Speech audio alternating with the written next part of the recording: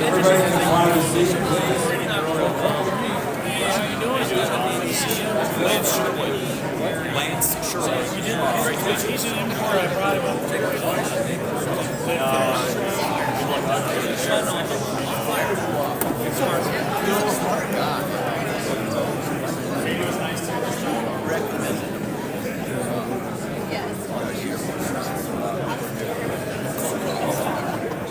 I'd like to welcome everybody to the Convention of States National Debt and Deficit Forum. Appreciate everybody coming out to this extremely important issue for our country and all of us here. I haven't had that. I know. I'm going to harass you. Folks, if you can all find a seat.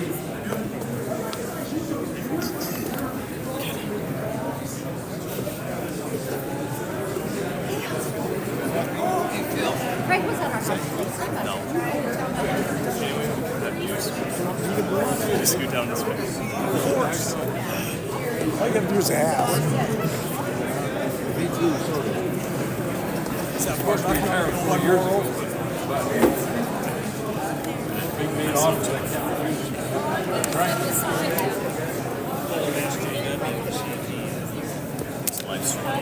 If I could ask everybody to put their phones on silent, please, so that we don't disturb the speakers.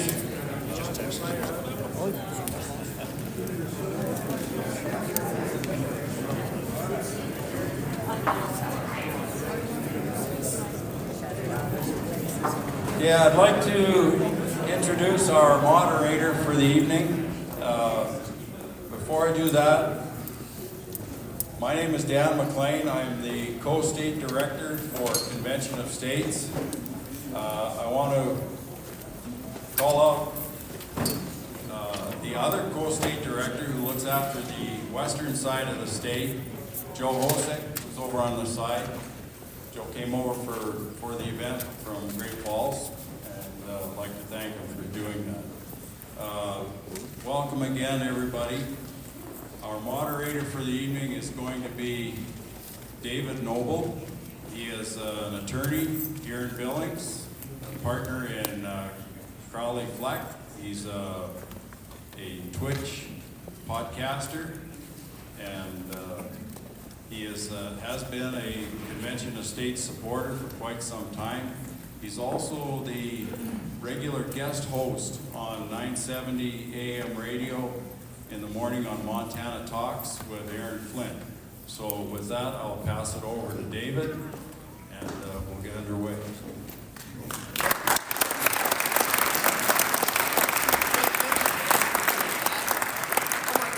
Thanks everybody for coming out tonight. As somebody with a full-time job and a family at home who spends my free time doing things like this or being on the radio, I know how much effort it can be on a Monday night to come out for something like this. Of course, the federal debt and what we're going to do about it is a critically important issue. I think we all agree on that. That's why we're here. You look at what's going on in Congress, you're not seeing a whole lot of ability to fix it coming out of Congress with omnibus after omnibus after CR after CR.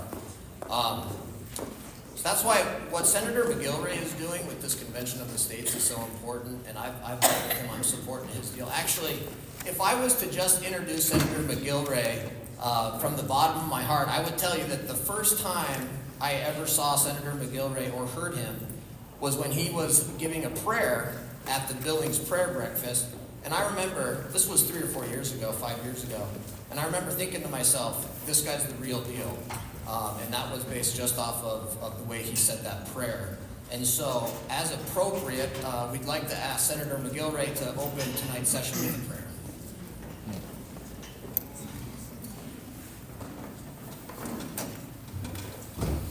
Let's pray together.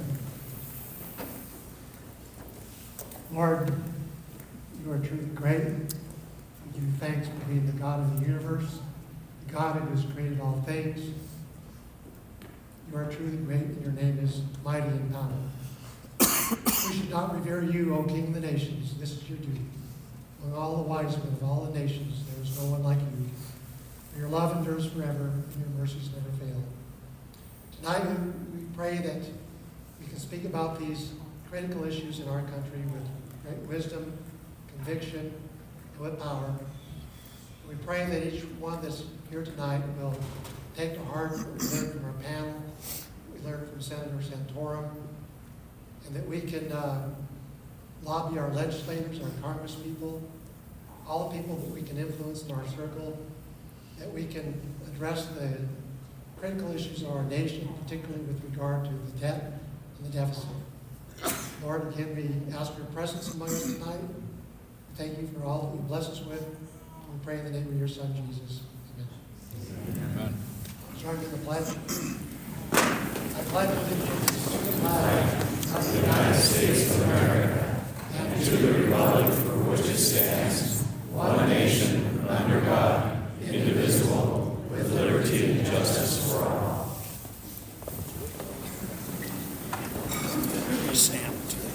Well, thank you, Senator McGilvray, for that. And I guess I kind of failed to mention Senator McGilvray, born in Helena, Montana, went to Garrison and Deer Lodge, Montana Public Schools. You know, one of my favorite things about Montana is where you graduated from high school is often the best way to introduce somebody.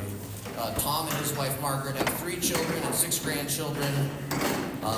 Tom graduated from college. He had a long, successful career. He's been in the Montana legislature since 2004. He served in leadership in the Montana legislature. He's currently representing SD 23 here in Billings, chairing the Senate Committee on Committees, Ethics, and Public Health, and vice chair of the Senate Finance Committee. So thanks to Senator McGilvray for opening the session for us today. Importantly, we do have a bunch of candidates and elected officials here with us tonight, and I'd just like to, I guess, recognize those. My understanding is we've got Ken Bogner, candidate for U.S. Congress. We've got a whole host of candidates for the Montana Senate: Barry Usher, Daniel Zolnikov, Tom McGilvray, Chris Friedel, Vince Ricci, Forrest Madaville, John Asp. Apologies if I'm getting these pronunciations wrong. And then when I'm done here, I'll ask you guys to stand and we'll give you a round of applause. Montana House District candidates include Jerry Schillinger, Gary Perry, Shane Plotkin, Greg Oglander, Nancy Kemmler, Josh Visikan, Larry Brewster, Katie Zolnikov, Star Emery, Stephanie Mancato, Curtis Schomer, Anthony Nicastro, Jody Etchart, Nellie Nickel, David Austin, Lee Deming, Brad Barker, Fiona Nave, and Brad Molnar for the PSC. So can I have the candidates and officials stand and give them a round of applause?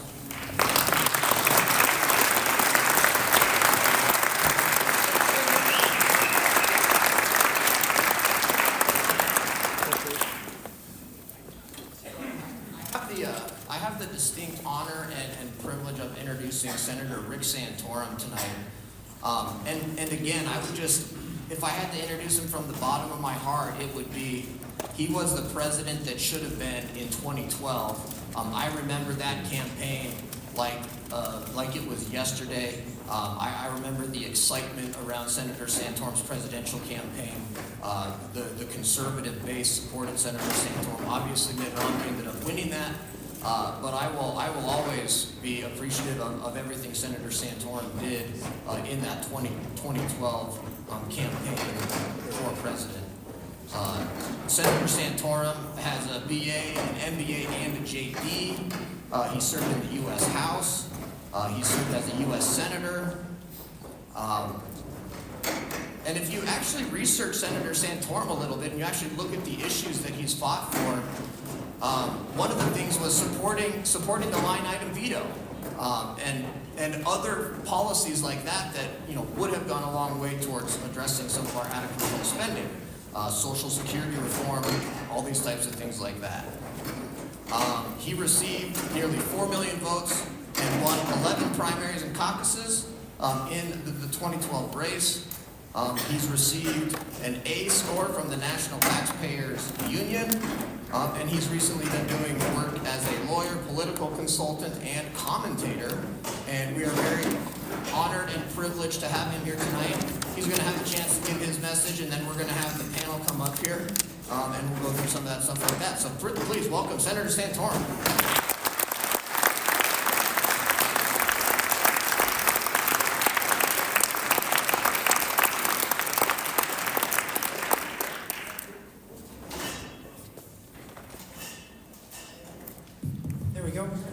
Thank you, David. I appreciate it very much. And thank you for the kind words about the 2012 race against Mitt Romney. I always say, for those of you who voted for me, thank you. For those who voted for Mitt Romney, I told you so. It's great to be here. I have to do a shout out to Tom McGilvery, who I've had a chance to get to know and work with now for a couple of years with convention states. You are very wise to have elected him to represent you in Helena, and I work with a lot of state legislators around the country with convention states. I travel a lot, meet a lot of people. I say this, I don't really usually do this, but he is exceptional. I mean, he's exceptional in his passion for solving the problems that confront this country, his knowledge and the work he does in really getting to the nub of these issues and bringing a lot of real great insight to bear to his colleagues and to the issue. Things that he has said, I have repeated, and of course taken credit for it in other states. He really is exceptional. And so he called me and asked me to come and do this. And I have a pretty heavy travel schedule right now, but I really felt that if Tom thought it was an important thing to do, then I'm coming. And that's how much respect I have for him. So first, thank you for lifting up someone like Tom to this position. And thank you for coming here tonight. It is, I mean, I'm amazed. I mean, it says a lot about Tom and about COS and the great volunteers that we have here, that you'd have, and this is being videotaped, right? 3,000 people are here. You can't see them all, but there are 3,000 people here tonight.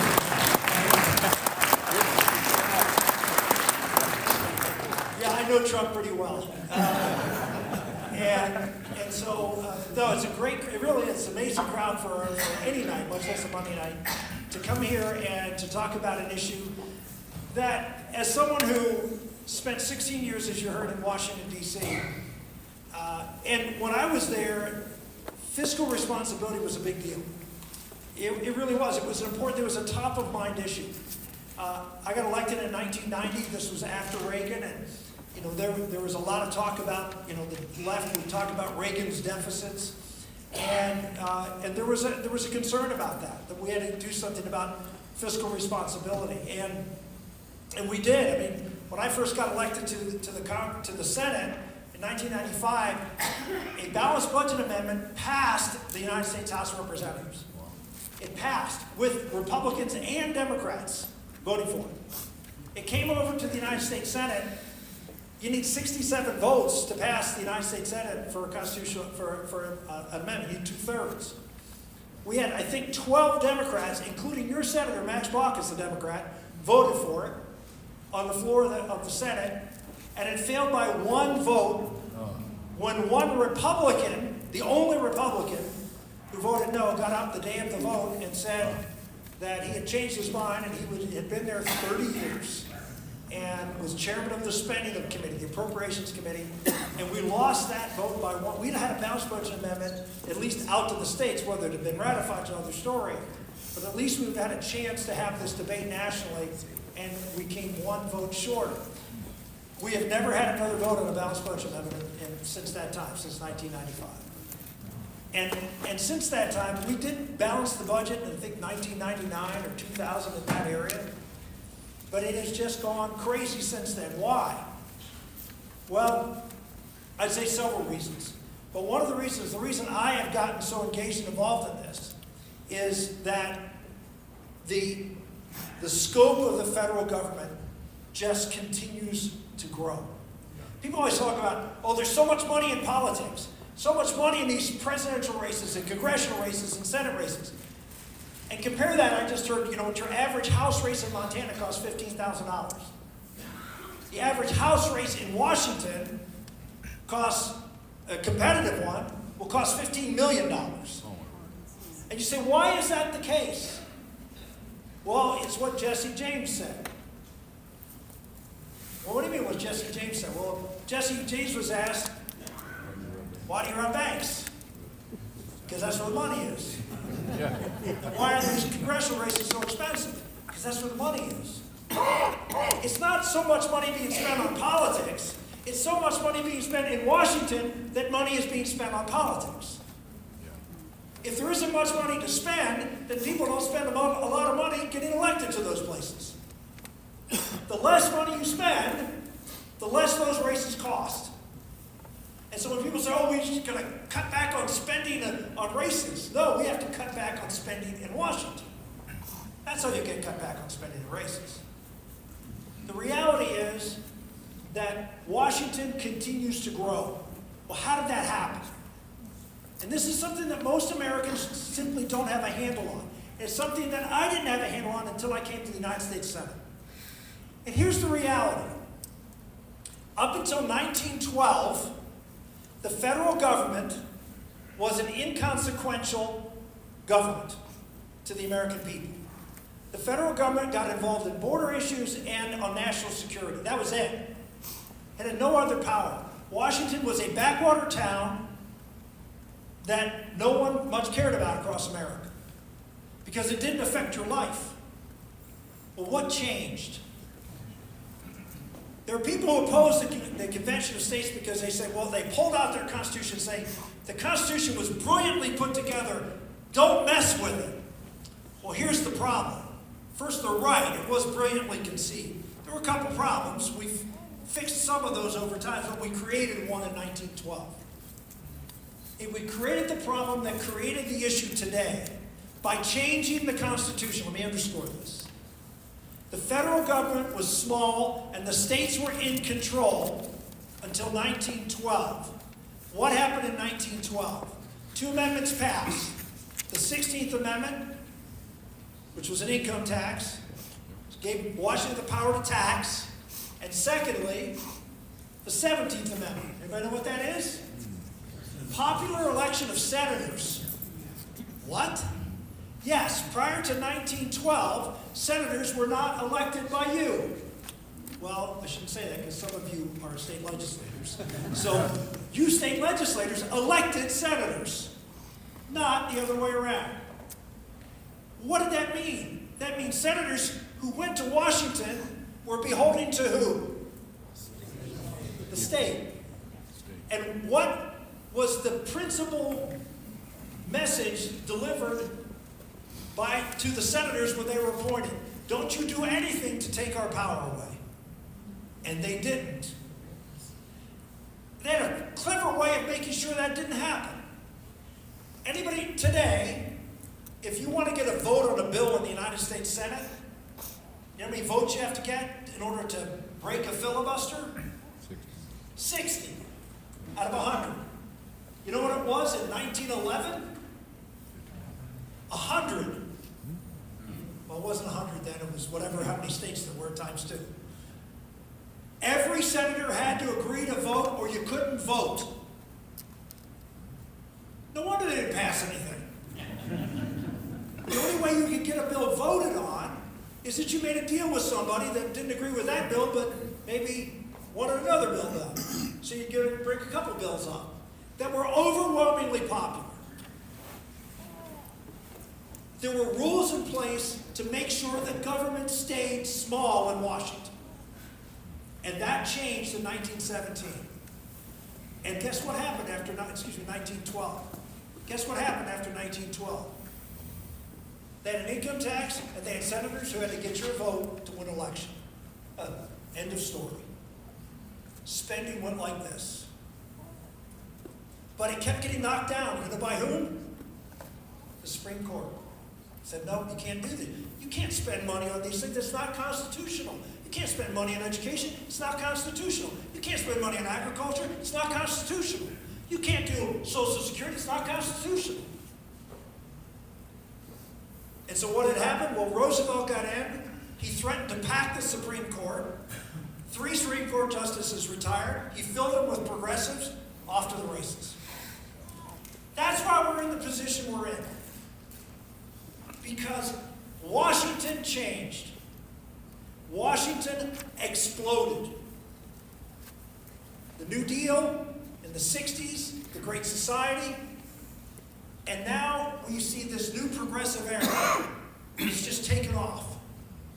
Where presidents get up and say, well, right before an election, I'm going to wipe out $40 billion, whatever it was, $400 billion in debt for student loans. Right before an election, with the wave of a pen. And of course, all these student loan holders go out and vote for it. And then the Supreme Court says, no, you can't do that. Strikes it down. So what does President Biden do? He does it again. Just the other day. I'm putting a new proposal out there. And dares the court to strike it down. Like he did at the State of the Union. He looked right at the Supreme Court and said, we're going to come after you. This is the authoritarianism that's in Washington. These people are arrogant, power-hungry, and I wish I could say it was just Democrats. But here's the problem. And look, I serve with a lot of these Republicans. They're friends of mine. Here's the problem. Things have gotten so bad on the other side. The left has gotten so authoritarian, crazy, woke, whatever you want to call it. Their desire and willingness to control every aspect of your life knows no bounds. That Republicans, and there might even be some out here in this crowd, have taken this approach in Washington now. And Trump is among them, which is, we can't afford to do anything but play their game and be just as tough on the left when we get in power as they are when they're in power. So we have to start exercising federal power to stop them from doing things in California or in New York or in other places we don't like. This is a problem. You see, when I was in Congress, Republicans felt like we were for limited government and for less spending, for less federal power. Now, because we think the problem is so bad that we can't just be for less government, we have to use government ourselves to exercise power to stop them. At the State of the Union, Joe Biden got up and taunted Republicans saying they want to cut Social Security. What happened? Republicans yelled, no, we don't. Oh, you want to cut Medicare? No, we don't. Do you realize between Medicare, Medicaid, and Social Security, those programs throw in food stamps and a few other very popular welfare programs, and interest on the debt, that's 75% of the budget. That's almost all the revenue we collect. I repeat that. If we don't deal with any of these entitlement programs, and not a single Republican says they want to anymore, we cannot do anything other than have no military, have no government departments. That's how serious a problem. And by the way, it's going to get worse. Inflation's not going anywhere. That means federal debt payments are going to continue to skyrocket. You see this debt clock behind me. Over the last year, $3 trillion in new debt. And it's not going anywhere. We are going to hit a wall. And no one on either party is going to do anything about it. They're all too afraid. What does that mean? Look at Argentina. 200% inflation. You say, well, that can't happen here until it does. It can't happen until it does. And it will. It can't go on forever. We are going to go right into a wall. This is the reality of Washington. From someone who was there for 16 years, was in leadership for 8, I'm telling you, the game has changed. There are no good guys. Or if there are good guys, they're real quiet about it. Because they don't see that, they don't see it out. They just don't see any way to fix this. So the question is, well, who's going to fix it? Well, not surprisingly, these really smart guys 240 years ago designed this Constitution to stop something like this from happening, and you, 120, 140 years later, changed it by allowing the government to blow out. But they provided a safety valve, Article 5. And Article 5 gives the power to the states to reassert themselves over the federal government. You will hear a lot of your legislators complain about, oh, Washington makes us do this, and Washington forces us to spend this, and Washington, and there's nothing we can do. Well, we can sue them, and your lawyers may sue them, or who knows. I mean, we got attorney generals all over the place suing the federal government, and guess what? They don't win. They don't win. Why? Because the power wasn't in the right to sue. The power was in the Constitution to assert your authority over them. Under the Article 5 Convention of States. You have the power within you to do it. And I understand why the states haven't done it. Well, for the first 140 years you didn't need to. You ran the place. But now the time has come where this country is going to hit a wall, and we will sit here as states with the power to do something about it, and then say, oh, gee, I wish we would have. The reality is you have the power now to do it, and it is malpractice not to. At least try. And so that's why I'm crossing the country. We have an opportunity. Crisis creates opportunities.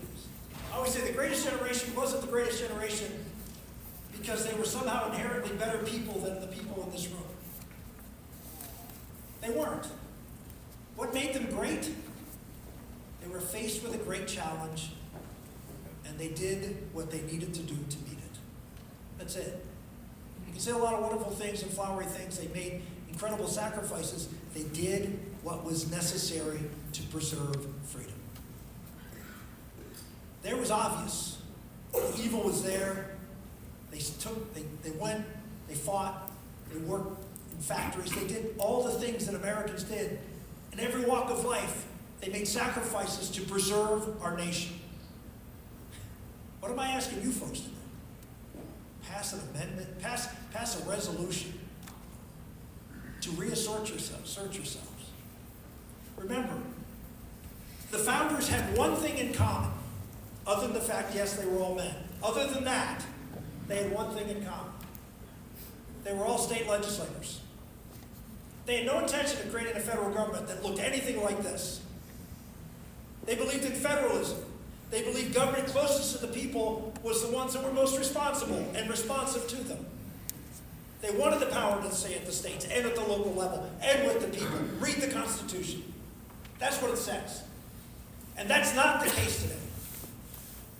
It's the reason, one of the big reasons we're so divided. 100 years ago, Montana didn't care what California did. California didn't care what Alabama did. Why? Because California and Alabama could live lives consistent with their values in their own states. There wasn't a Washington saying, everybody has to do what we tell you to do. Why is there so much division? Because you got one person or one group of people trying to rule a nation of 340 million people. This country, no country can survive with that. We're too diverse. We're too big. We're too separated from each other. It is doomed to fail. Federalism is the only thing that allows America to agree on big principles that we can all come together and agree on, and yet live our lives differently, because Montanans are different than New Hampshireans or Vermonters. It's just different. And it's okay, but today it's not okay. Because Washington is telling you all have to live according to their rules. Stand up for America. Our founders believed in the states as the top of the food chain. They designed it that way. That's why they put them in the Senate. That's why they gave you Article 5.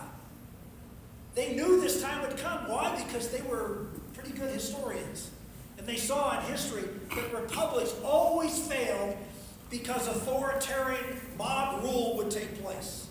This is what's going on in America. It's happening now. Our moment is now. The picture is perfectly clear. And yet, here in a state that is as Americana and bedrock as any, we haven't been able to pass this legislation. That's because there are people out there who are fearful. There were people prior to World War II that, even after Pearl Harbor, who didn't want us to get into the war. A lot of them were, quote, conservatives. True. Lots of them. We forget that in our history. They're sort of pushed off to the side in history. But there was a huge anti-war movement after Pearl Harbor, not just before. There were some who didn't recognize the evil and the challenge that needed to be met.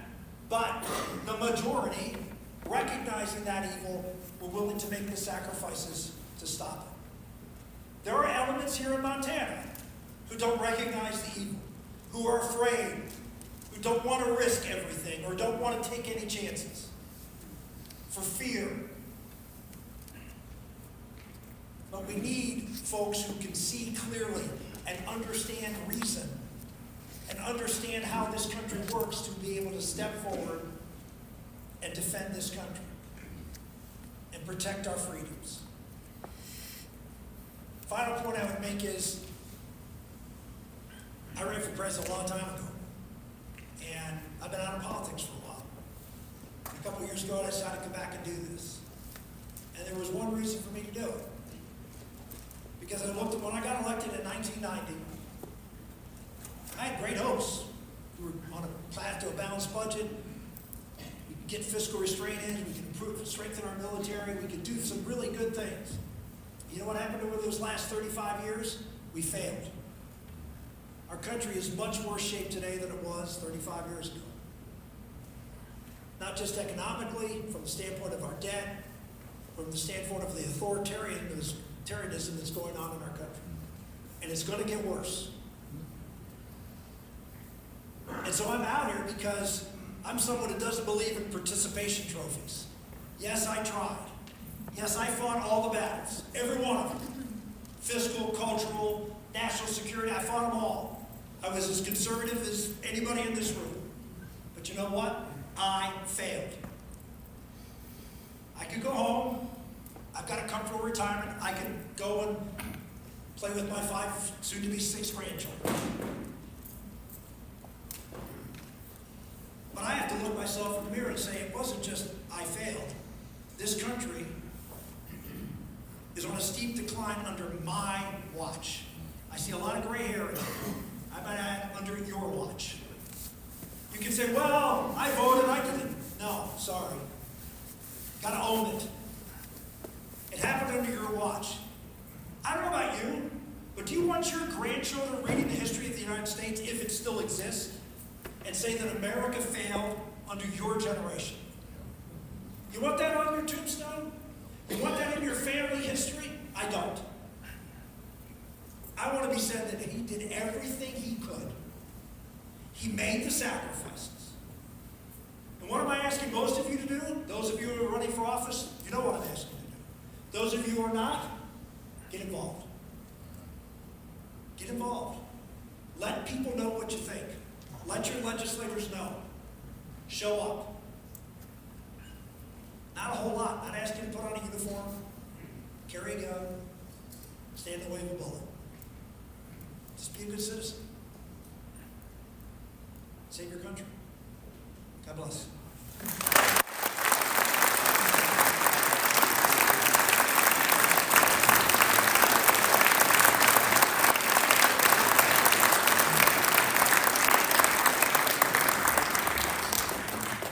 Well, thank you so much to Senator Santorum. Spot on, as always. I found that really interesting how he was able to tie back the origins of these problems to changes to the Constitution.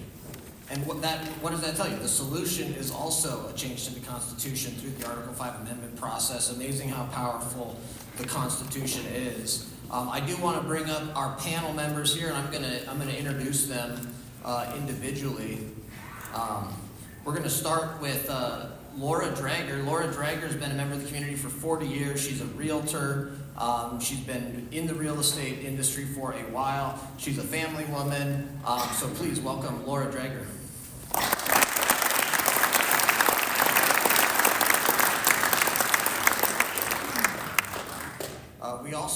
Representative Terrell Moore here. He is the former president and board member of ADF Foundation, has significant experience in the nonprofit world, born here in Billings, Montana. He was recently elected to the Montana House of Representatives in 2018, again in 2020 and 2022. Serves on Judiciary and Health and Human Services Committee.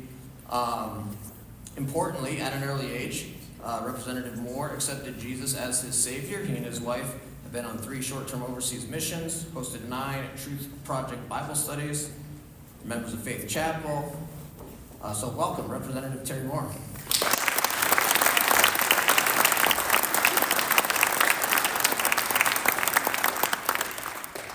We also have Senator Daniel Zolnikov, a generational leader from my generation here in Montana. First elected as a Republican representative in Billings in 2013. He was a leader both in the state and nationally on all sorts of issues, including privacy issues, digital privacy issues, things like that.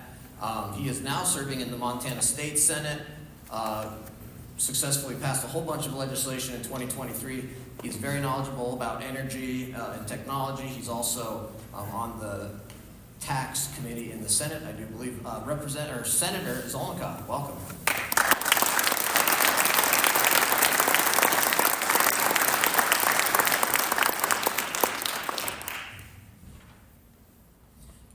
Last but not least, we have Mike Vondra.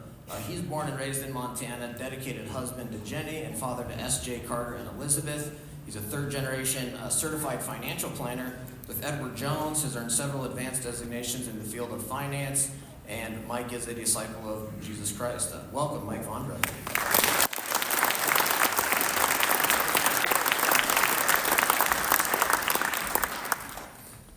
You know, it's so interesting, and I think it's so important to have people like this up here to talk about the debt, interest rates, inflation, all of those things. As Senator Santorum mentioned, we haven't really been able to make much progress on this issue. And you know, regardless of what you think of Representative Rosendale, he recently said that one of the reasons he's done is because he's fought his whole life to try to go and try to cut spending in D.C. and just couldn't do it. Couldn't succeed with it. You've got all these Republicans in Congress voting for all of these spending bills. And I kind of think one of those reasons is because we haven't felt the pain. And we've kicked the can down the road so much that people haven't really felt the pain or the need to really do anything.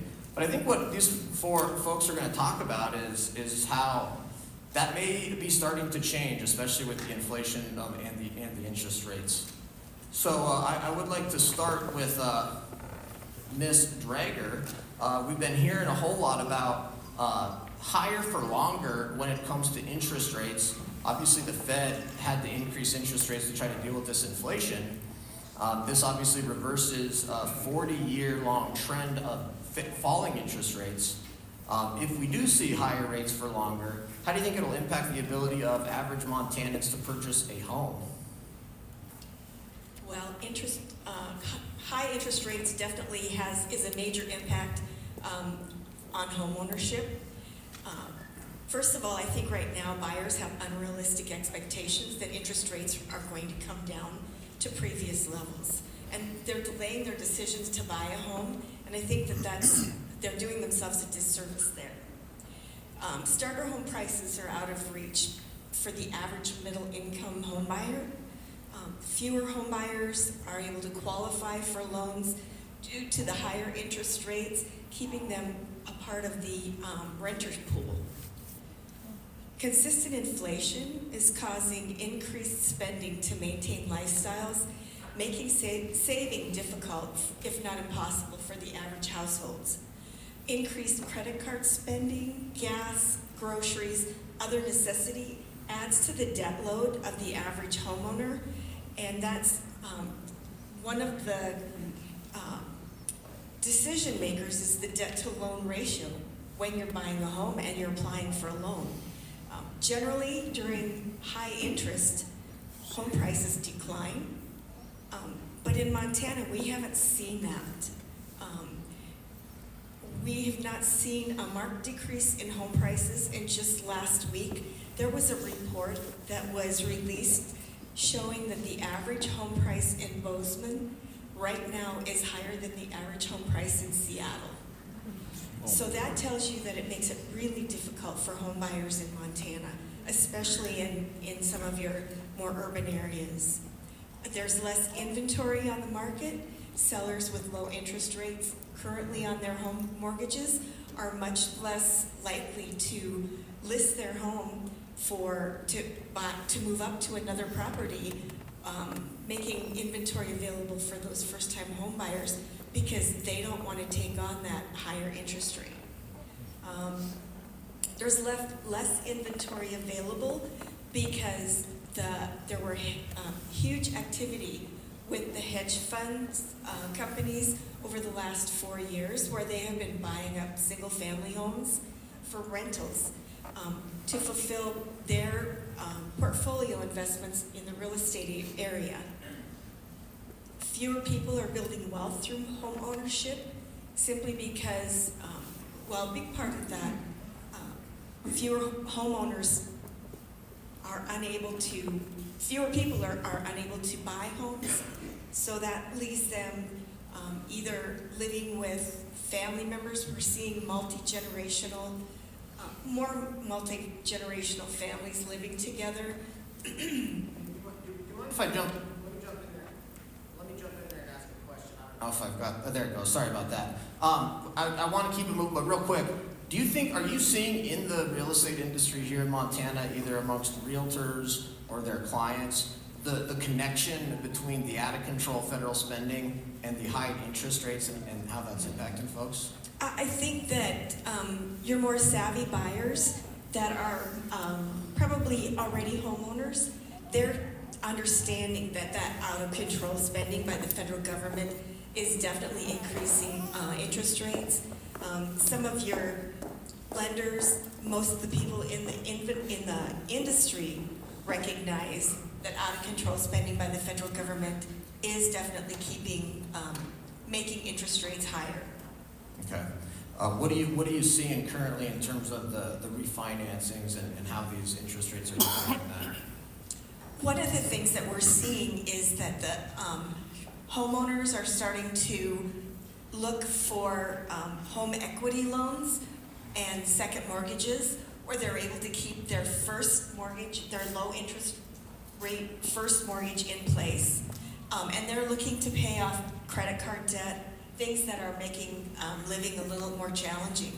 So qualifying for some of those second mortgages and HELOCs is a little more challenging because the rates have been tightened on lending. Right. Well, thank you so much. We don't have a ton of time, and I do want to leave some time at the end for questions as well. So I want to move on. I find it, I pay attention to what the Federal Reserve says. That Chairman Powell came out and straight up said, we need Congress to help us. The Fed can keep raising rates, but if Congress keeps spending like they are, it's going to be very difficult to bring the inflation rate down to a point where it actually makes sense to do it. So let me move on here to the next panelist and see what topics we were going to discuss. If I can find my piece of paper. Turning to Mike Vondra, with the inflation that we're seeing, and frankly, it's crazy to me how an average Montanan can even get by with the increases in rents and home prices and then groceries, everything like that. In terms of your expertise and area, what are you seeing in terms of the way that this inflation is impacting Montanans' sort of daily lives? Yeah, that's a good question. I work with lots of just families across primarily here locally, but other areas of the country. And, I'd work for anybody, clients that are multimillionaires all the way down to just salt of the earth, middle-class folks. But I'm seeing this inflation issue and interest rates. It does not discriminate. We're seeing issues. I'm seeing clients sitting at my desk with a broken budget, and they make really good money. And this inflation and high rates, it's been really difficult on them. So I think we've all gotten poorer over the last 3 years by somewhere in the range of 5% or so. I think inflation's been in the range of 17% or so they say. And then I think wage growth has been somewhere in the range of 12. So we've all kind of taken several steps backward. And that makes it really difficult to balance just personal budgets, right? Like, and that's where I primarily work. There's a lot of legislative answers, I understand. That's really not my field of expertise, but household finances have taken a step backward, right? Families are not balancing their budget, whether you're a retiree living on Social Security and maybe a rental property and portfolio distributions. Inflation and high rates is very problematic. You can't just, you can increase your portfolio distributions. That makes a headache for me, and it makes it a headache for your long-term financial sustainability and multi-generations or any charitable endeavors that you may have. And then for pre-retirees, it just makes it so hard to save for the future when you're like, look, I tithe, I pay my taxes, I have home expenses. What's left over is going to kids and groceries and gas and insurance. And what kind of gets put on the back burner is saving, and that just again kicks that can even further down the road. So high inflation and interest rates, it's really hurting folks' finances for sure. So similar question to you that I had from Ms. Drager. Do you see in your industry and then amongst your clients a recognition of the root cause of these issues, do you think? I do. I think people are kind of catching on. Well, I think a lot of people are pretty keen to the fact that it's the federal spending is a major issue. And I think more and more people are starting to really understand that. So from your perspective, if we do see continued inflation, higher taxes to try to deal with the federal debt, how do you see that impacting stocks and bond markets and Montanans' retirement savings, things like that? Do you have an easier question I might be able to? No, that's the one we're all interested in. Any softballs over there? No. So I'll take the first question there. Capital markets, stock market, bond market, expectations on that. I would say I'm taking a very sober look at those things, and for my clients' sake, stocks, that's pretty simple. What that is just ownership in a company. In companies, it's a very simple strategy. What they've got, they have top line revenue and they've got expenses, right? And then what's left over is profits. Wall Street calls profits earnings, right? So when you talk about inflation, interest rates, taxation, all of that kind of hits that middle line called expenses, which then shrinks the bottom line called profits. So when we're looking out long term at these companies that we invest in, that we own, when you're looking at that bottom line and they're just getting hammered by taxation, inflation, high rates, that bottom line weakens. And so we're taking a pretty hard look at what's realistic for stocks. And then on bonds, a bond is a debt instrument, and we all own bonds, or hopefully you maybe have exposure there. And it's a debt instrument from an entity such as a government or municipality or a corporation. And while interest rates have risen and that helps bonds pay better rates, we have seen default rates start to just barely quiver a little bit, meaning more entities are defaulting, which is of course bad for bondholders. And that is something that you could see, we've seen precedent for that in the past.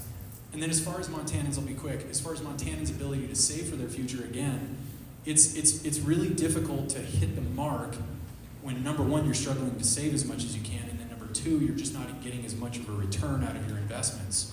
And so it really we're kind of back up against a wall on this thing. Yeah, I can't imagine how many Montanans have had to turn down their retirement savings just to make monthly expenses meet. Let's go to Representative Moore. Representative Moore, with your background, can you explain to us your perspective on the debt, the deficit, unfunded liabilities, all of that kind of stuff? Sounds like a pretty general question. Well, you're Representative Moore, so yeah. Well, first of all, debt is a four-letter word, but there is a time and a place for debt. Just as you would have debt perhaps for a mortgage, and that you would be looking for an opportunity to secure a place and have a home, but you would have clear accountability between you as the borrower and the lender. There would be a clear understanding that there would be an obligation that would reduce itself and be fully paid off. What we have in Washington is no accountability. This is why the Convention of States is so important. We've had some national figures that have indicated that recently that we are in a debt spiral. Doesn't sound good to me. And you know, as I think about, we talk about millions and billions and trillions, and we just rattle these words off as they're commonplace. And as we think about, gosh, we got a $34 trillion debt, you know, it's easy, just roll right off. What's the big deal? It's only $1 trillion more than last year, or maybe 3. Well, they're hard to get our head around the magnitude of these amounts. And so I think we just got numb to these numbers and saying, well, a million and a billion is an M and a B and those kind of things. So I want to put it in terms of distance. An inch isn't very big. 1 million inches. How far would that get us? Gets us 15.8 miles. Vince, would that get us to Laurel? Would that get us pretty close? You know, in the neighborhood, that's 1 million inches. Now, when we move to 1 billion inches, that's 15,783 miles. And if you said, well, how about 1 trillion inches? That would wrap around the earth 634 times. So when we say something like there's 34 trillion of general fund deficit, we should have our jaws dropping. It should cause us major concern. And not only is the debt rather significant, but now we have to service the interest. So we have deficits that are projected to go on. The Congressional Budget Office is saying between $1 and $2 trillion each year for the next decade. And so the 34 trillion continues to grow, and the cost of servicing interest continues to expand. I think there was a plaque out front or a sign there that was indicating that the interest expense for the federal deficit will, within this year or next, exceed our military budget. And it's becoming a stranglehold for our country.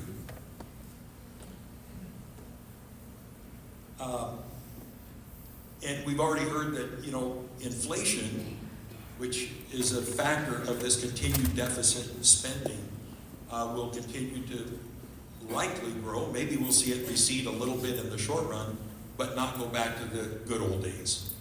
And as long as the federal government has no restrained spending, we can expect inflation to be a rather significant factor in our lives. Well, I think that comparison to the inches and the miles, that comparison, I have never heard a better comparison. I don't think most people recognize really the difference between a billion and a trillion. And I think that's maybe one of the reasons why this has gotten so out of hand, is because a billion, a trillion, I don't think it becomes clear until that point that you made. So I thought that was good. You've been writing for a while about how excess government spending would cause inflation, which is really kind of an economics 101 concept. The Federal Reserve has stated that interest rates are going to stay higher for longer to address the stubborn inflation. And I don't know if you guys know, we are expecting another CPI print tomorrow morning, I believe, which the market is probably going to either crash or not crash, depending on what the inflation rate is. But there's no question that they can't seem to get it back down under 3.5 or whatever it is they're trying to get it to 2%. If the federal government through Congress continues to borrow and finance these huge deficits every year, can you kind of explain how actually that creates inflation and how it impacts us? Well, in 5 minutes or less. Correct. Yeah. Well, you know, if it was a trivial amount, we would probably not notice it. But as I just mentioned, when we have our own country spending between $1 and $2 trillion more than they're collecting, forecasted over the next decade, and you just got a vision of what $1 trillion looks like, and we're adding that to the $34 trillion number. And then you start magnifying the obligations for interest, that it requires, basically, our government is not living within its means. I mean, it's as simple as that. Most of us in our younger years, we got to discover what credit card debt looked like, and how painful that was, and the high interest costs. And it's not any different here, other than there's not accountability that exists back in Washington to, take note of that and address deficit spending. And so it's, I'm not optimistic that without a lot of focus, such as the Convention of States, to try to put a spotlight onto the magnitude of the problem that our country is bringing on us, that we'll be able to stem the tide. And we have folks like Senator McGilvery and Rick Santorum that have just done a marvelous job of trying to get the message out that this is critical. We don't have time to waste. We're at a critical point in time. So I'm gonna go back around and ask all four of them what their advice is for people. But I want to move on to Senator Zolnikov first. Senator Zolnikov, many people feel the U.S. government. My mic must have went out. There we go. A lot of people say, hey, we can just tax rich people, or we can do a wealth tax. Now, I know you maybe haven't got a lot of experience with the federal tax code as much as you do with the state tax code, but we'd still appreciate your input on that sort of line of thinking. Well, I'm going to start with this quote. It's an older quote, but it will put it in line, then we'll talk on some figures. One of the most difficult problems the United States has to solve is how to pay for our debt. The United States could completely shut down the Department of Defense, all of our armed forces, shut down every public school in America, seize all of last year's and this year's Fortune 500 companies, take the wealth of the top 400 richest Americans, and double up everyone's taxes. Having money from all these ways would still not be enough to balance the budget. And that was in 1992. Yeah. So the adjusted gross income of the top 1% 2 or 3 years ago was about $2.8 billion. Of the top 10% of earners, it was about $6.2 billion. And if you took the top 25%, it would be $8.8 billion. So, could you tax them and take all their money? Yes. Could you take the top 50% and get 11, those are supposed to be trillions, not billions. 2.7 trillion is the top 1%. If you took the top 50%, it'd be 11.25 trillion. That's called nationalization, and it still would not even have a dent in it because we didn't fix the problem. We would maybe cut down, pay off a little bit of our debt, but then what? We just took a ton of the largest earners' incomes. You didn't fix the problem. You didn't even solve anything. So, I mean, you touched on like the federal government, they could have that solution, right? Well, that won't get us anywhere. So the other question is, why won't Congress do it themselves? This is a real issue. So Congress, as you may know, they spend about half their time fundraising. And to be a committee chair, you have to fundraise and raise a lot of money. And who are you going to fundraise from but the people in front of your committee, typically, because those are the only people who actually care about your vote. And now you want those people to turn around and tell their committee that they're on, no, we're going to cut spending to the people that are lobbying them and holding fundraisers for them. to maintain their role in office. This is the incentive system that we have created within this country federally, and we expect them to solve it? I don't think so. In preparing for this, I saw there was somebody put together a graph about how much of our GDP gets collected in tax revenues every year, and then how much as a percent of GDP gets spent. And it's amazing, even with all of the changes in the federal tax code over the years, including rates, the federal government is still collecting approximately a similar percentage of the economy, but what you see is the spending going way up. Does that match with what you're saying? Yeah, so what do we take in about 4.5 trillion last year and spent about 6.2 trillion. Now we're about with the rate of our treasuries going up. As you know, the low interest ones have like over time, like they don't retire. They basically mature. Thank you for that. But right now the interest rates are higher, so I'm not going to buy a 2% treasury. I'm going to buy a 3 or a 4 or a 5. So what's maturing is now being replaced with higher cost ones. That's why if you see the amount of our interest on the debt go, it was going like this for a very long time, except now we're at 3-4% treasuries. We're at that point in the curve where it goes up. So our interest on our national debt, 400, 500 billion. Now we're going to be hitting 800. I think we're actually there right now. We're going to be hitting $1 trillion. And just keep one other fun fact in mind. Social Security. You find me a politician who talks about fixing or changing Social Security, I'm going to find you a politician who's never been elected, all right? Because that's something that people paid in and earned. But an interesting thing about that is we're about 500 billion short every year from revenues coming in to what's coming out, and it's going to increase to about $1 trillion in the next 5 to 10 years. That's just on that. And then you take into account that we're having less kids, and those are supposed to be the people coming into the workforce and bringing up and helping out the future. Things aren't looking very pretty right now, and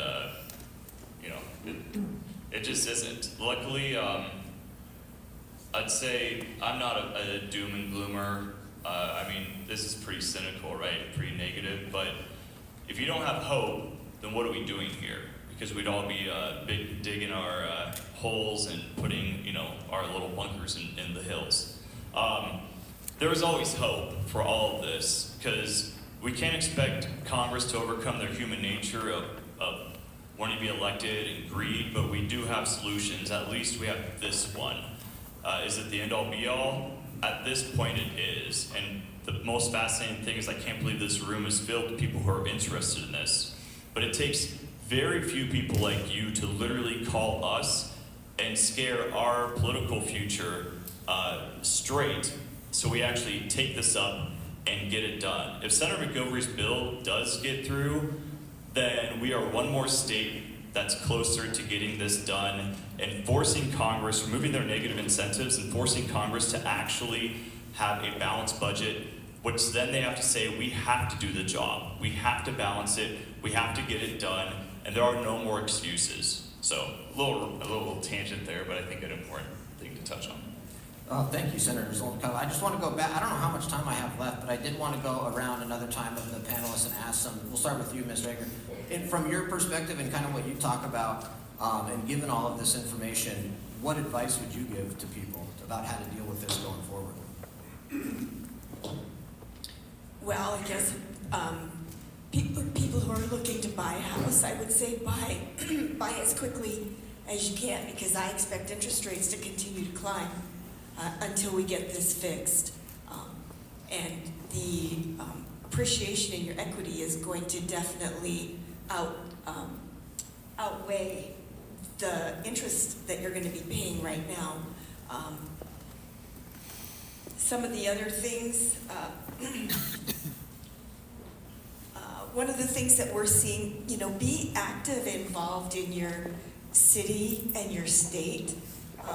One of the things that I see is government regulations is driving the cost of affordable housing out of the reach of middle-class people. And we have statistics One of the gentlemen that I work with, I serve on a government affairs committee for the Association of Realtors. One of his things that he studied is in the city of Billings, how much has the cost of the regulations increased the price of the average home? And in Billings, it's $80,000. That's just to pay for regulatory. That doesn't include building materials, you know, the contractors, any of that. So I would say get involved with your local and state government and buy homes soon. I don't think you can go wrong with buying real estate in Montana. Mike Ponder, same question to you.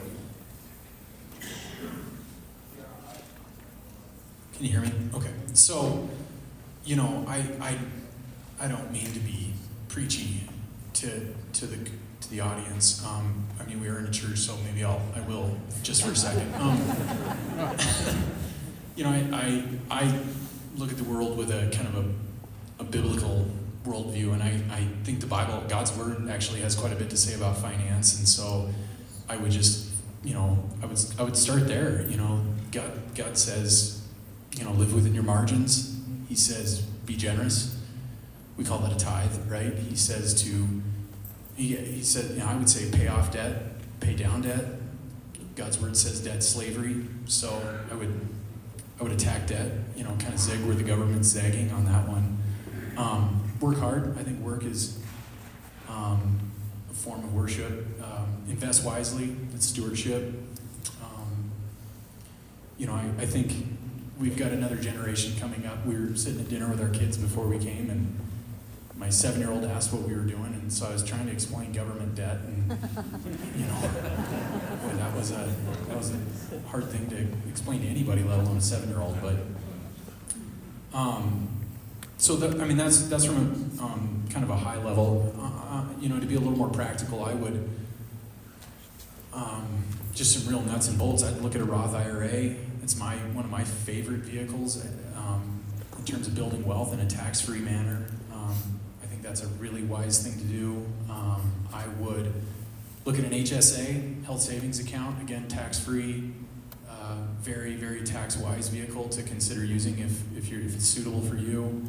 I would look at the cost. This is very granular, so forgive me, but look at the cost basis on your investments. Work with your accountant or your tax attorney. Look at the cost basis on your investments.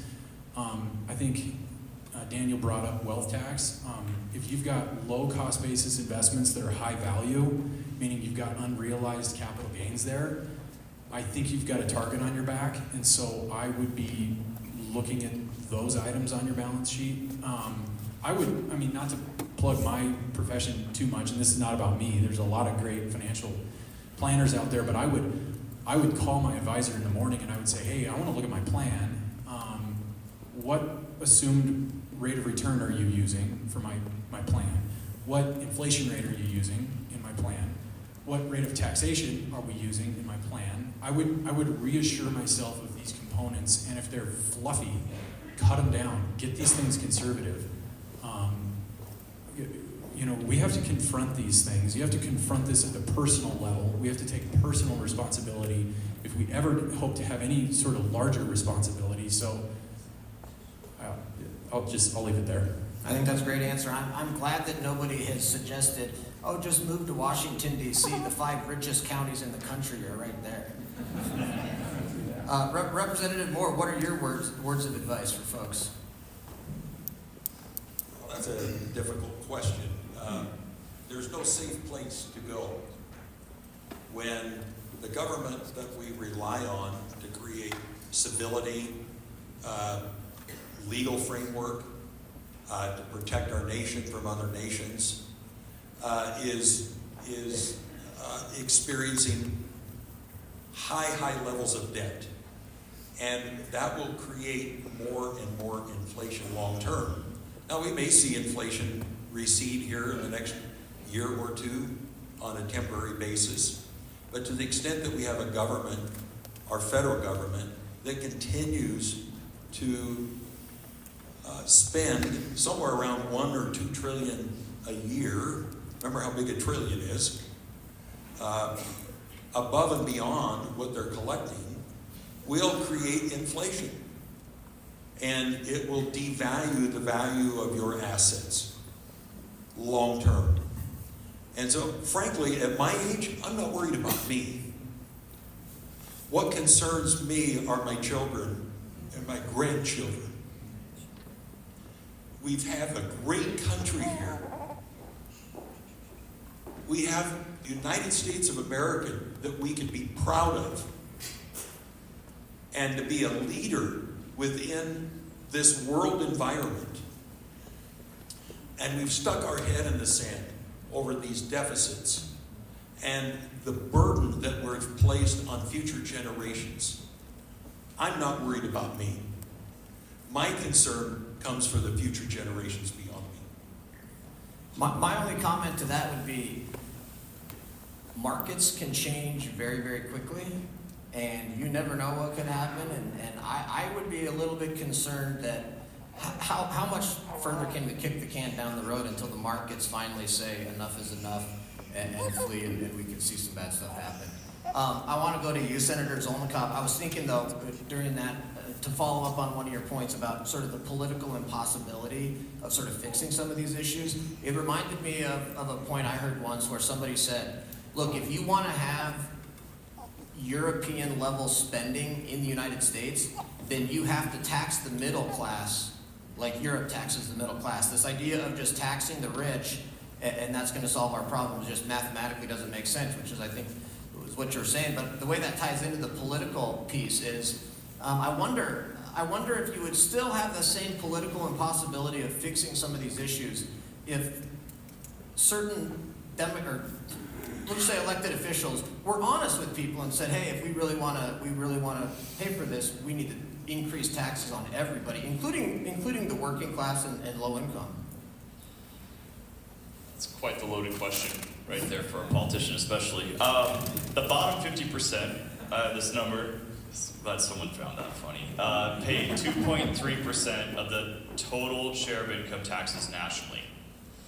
So, here's the thing, are you going to make the people who are hurting the most with the toughest squeeze pay more?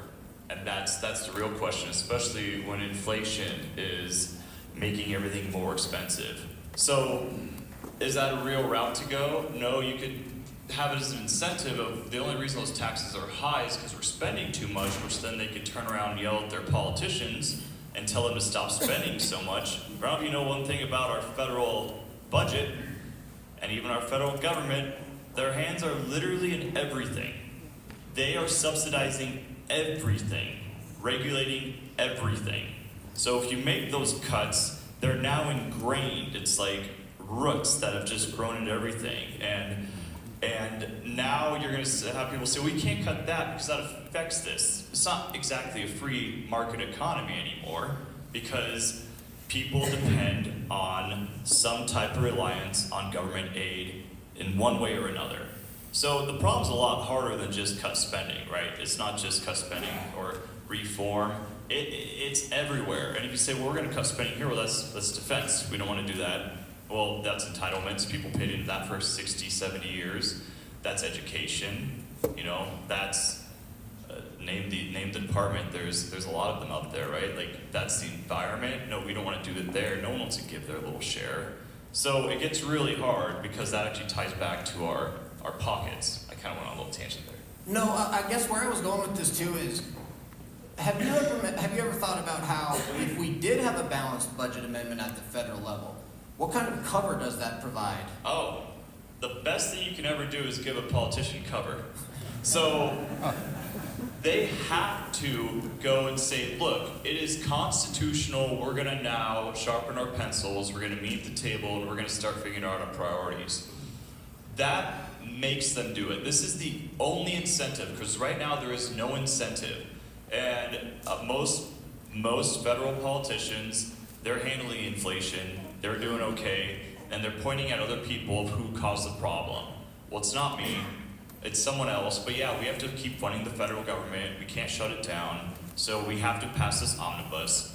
You know, I think someone said it, but I think it's every 100 days now or so, our federal our deficit goes up another trillion every 100 days now. Not years, Dave. That's crazy. So this gives them cover to do their job and still be in office, which is typically what drives people in politics. I'm not going to say that about Montana because we got people who go, serve, go home like it should be, but federally that is quite the incentive.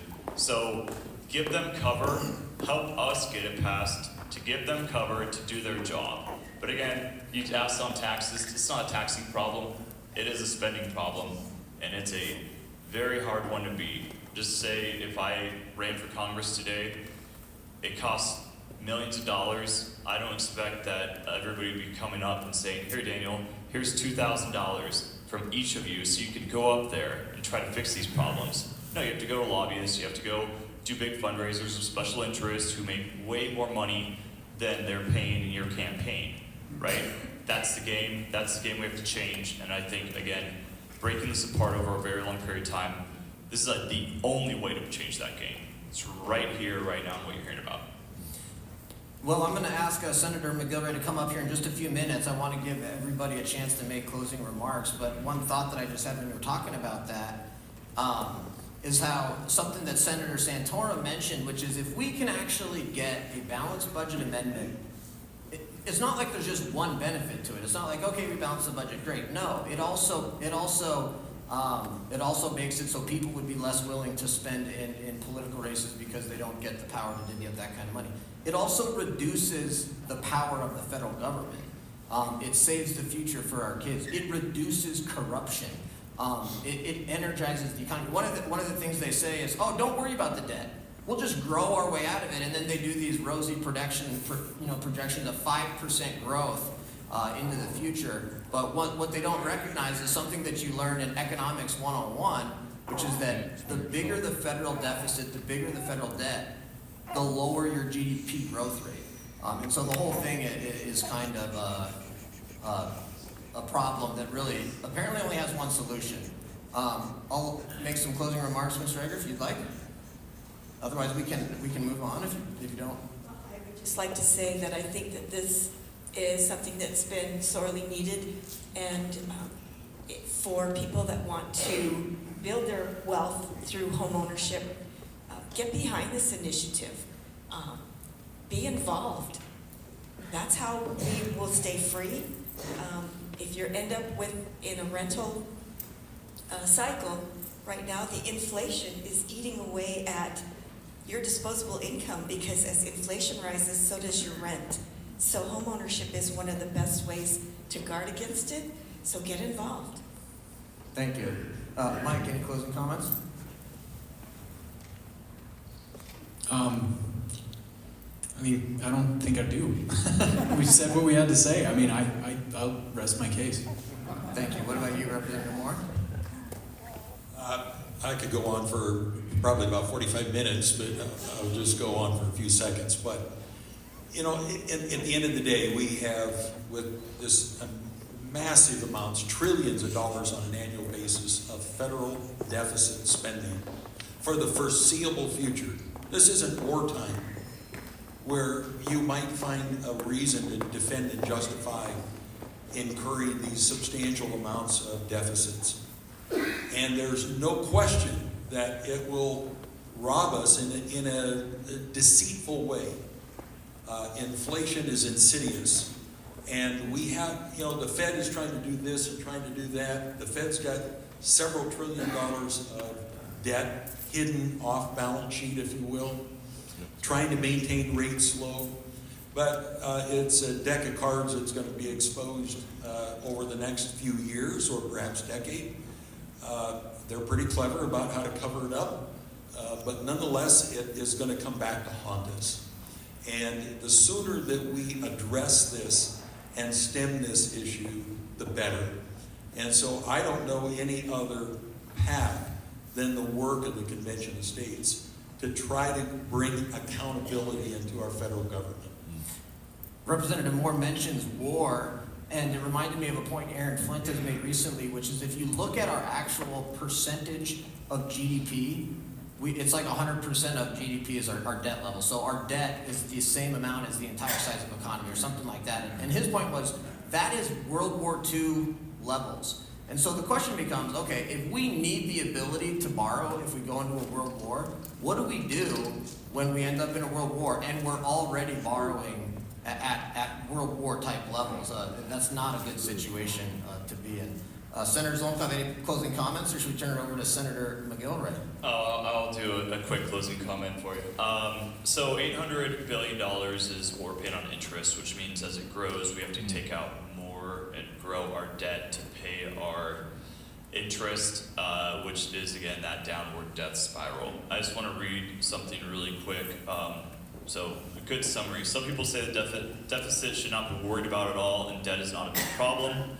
Those people are wrong. The deficit can cause some major problems. The first one, it threatens the world economy. Rising deficits and trade imbalance. The United States is running up a foreign debt of such record-breaking proportions that it threatens the global economies. Financial obligations of the U.S. to the rest of the world might equal 40% of its total economy in a couple of years. The situation could be dangerous because the U.S. borrowing could increase global interest rates, and then global investment and economic growth would slow down. Higher borrowing costs overseas would mean the effects of the United States deficit could run into global investments and outputs.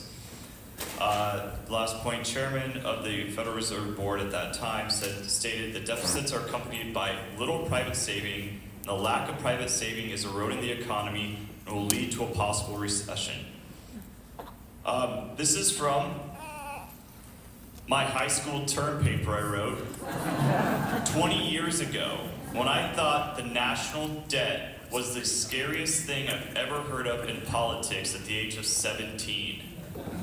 20 years later, and this isn't my best speaking because we have a 7-week-old that has come to actually hear about the future problems. Actually, no, that's not his problems. It's not your kids' problems. It's not your grandkids. It's ours. This is no more down the road. But I just want to point out, this is what drove me to get into politics right here, and I found it. The grade for the class was an A, but on the paper, a lot of bad grammar. Maybe I blame being a graduate from Roundup for that one. I don't know. But you know what? It's a problem, and that was when the debt was at $8 trillion. $8 trillion, and I was like, that's unfathomable. 34 in a year, I'll be 35 or 36. I think we're in trouble, and I think I'm going to ask all of you, don't just find out who your politician is. Find out nicely, independently, send each legislator an email and tell them this is the only thing you care about and to please support this. If you want to do one thing to get this done in Montana, that's what you need to do. Even better, call them. You could skip me. You can probably skip Terry, Tom, because we're here. There's a few guys, but really make this the #1 issue and it will get done. That is all I'm going to ask you to do for us, for everybody. Thank you. We'll give it up to the panel members and welcome.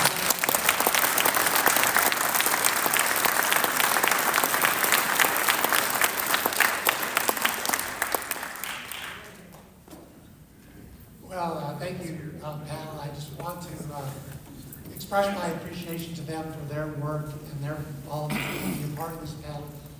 And I also want to thank all of you for being here. It's truly encouraging to see this many people who really care about our nation, about our country, about our families and children. A few people I want to thank. I want to thank Emmanuel Baptist Church for hosting us tonight, for doing all the setup, the sound, they're taking the time to do this. Very thankful to them. I'm thankful for all the legislators that are here. We have, I think, 35 legislators here tonight. That just shows how much our Montana delegation cares about this issue. Most of your legislators are on board with this. There's a few that we'd like you to encourage, as Senator Zolnikow said. I also want to thank the spouses of legislators. I mean, spouses do so much to encourage their legislator husbands or wives, and that's just so needed. But I cannot not go on without thanking my spouse, Margaret, and she is so good to me and so patient as I'm doing this stuff for you and our families. Eddie, if you could move the slides up, we'll take a look at a few slides. There we go. Eddie, next slide. So, when I got in the legislature, I don't know if you ever saw that show, Napoleon Bonaparte. You ever see that show? Napoleon Dynamite? He said there would be no math. Well, unfortunately, in the legislature and Congress, there is no math. Most congressmen have not heard that there is math in Congress. But I asked my 9-year-old to do the math for me yesterday. He came over to our house and I was showing him some of the charts. And our 9-year-old grandson, and he could do the math, and he could tell us that Papa, we're 1.7 trillion in the hole there. So if my grandson can do it, we can do it, and we can expect our congressman to do it. But you can see up here, we've got 6.56 trillion. This was the Biden budget for fiscal year 24. The spending, the revenue at 4.7. Easy math is 1.7 trillion in the hole. Let me tell you something. I follow the Biden, not something many people do. I read the Biden budget, have for many years, since he's been president, and it's always wrong. Amen. It's always off by billions of dollars. The scary thing about this is, and it was mentioned a couple of times by Senator Santorum, mandatory spending is 100% of the tax revenue. So in other words, when we spend Social Security, Medicare, Medicaid, that's 100% of what we bring in. That's 100% of your tax revenue. It's consumed at all. Now, if you go into what's left, you've got the mandatory spending about 60%, plus the interest on the debt. It's not 12% anymore, it's approaching 19%. So you've got about 75% of the revenue spent on mandatory and interest. That leaves a little bit for discretionary and defense. Let me ask you a question. Remember that all the discretionary spending is deficit. It's all borrowed money. I want to ask how many people would say that China's going to loan us money for our military? I don't think so. But that's the situation we're getting ourselves in. It's significantly bad news. Let's go to the next slide, Eddie. Okay, why Congress has no fiscal discipline? Or when Congress has no fiscal discipline. Number one, they waste money. They don't get budgets done. They do continuing resolutions, about on average of 5 a year for the last 40 years. When you waste money, you get massive deficits in debt. When you get massive deficits in debt, you get inflation, as our panels were talking about. And with inflation always comes high interest rates. They're twin devils. And then you have the inability of Congress to pay that interest on the debt, and then you have fiscal collapse. That's the pattern that we're in right now. Next slide. So let's talk about waste just a second. How many have ever read Senator Rand Paul's Festivus report? Comes out, how many have read it? Just curious. Got about 4 hands in the room. This comes out every December, and he just lists out some of the waste in government. And this year he listed $900 billion of waste. I pulled out the interest on debt, because, you know, even though it's waste that we got there, you got to pay it, right? So we have $241 billion of just pure waste. And some of the waste is inconceivable. Study for putting hamsters on steroids, 3 million. Beagle puppies on cocaine, 2 million. Fauci's Monkey Island, 36 million. That's where they have raised monkeys, send them all over the country and do experiments like, let's take a male monkey, give him hormones, and see if we can transgender him to a female monkey. Military equipment that was just left out in the range of rust, 171 billion, just complete waste. And this adds up to 240 billion. Just getting the waste out would save us a lot of money getting back to balance. Next slide, please. So when you're wasting money and you have no control of your budget, you get this trajectory of debt. This was done in 2002 by the Congressional Budget Office. They're always off by several billions of dollars. 24, You got 34.1 there projected. We're already past 34.5 trillion.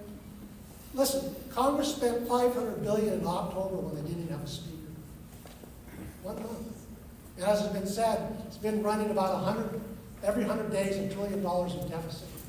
This number at 2023, 51.9 trillion, that's going to be way off. We'll be lucky if it's not 65 trillion. Unfortunately, how many have you gone to the debt clock and looked at it? Yeah, a good number. Everybody should go to usdebtclock.com. Pull it up tonight before you go to bed.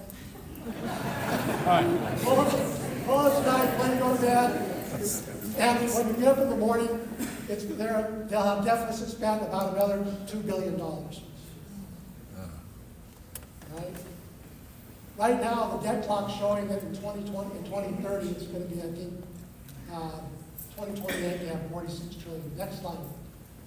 So when you have high deficits, high debt, as our panelists mentioned, that's the problem. You get into servicing that debt. So in this case, the sad news is we got 71% of our debt up there. It was financed under 2%. Why, when the interest rates were low, they didn't do long-term financing? It's a mystery to me. Maybe someone could explain it.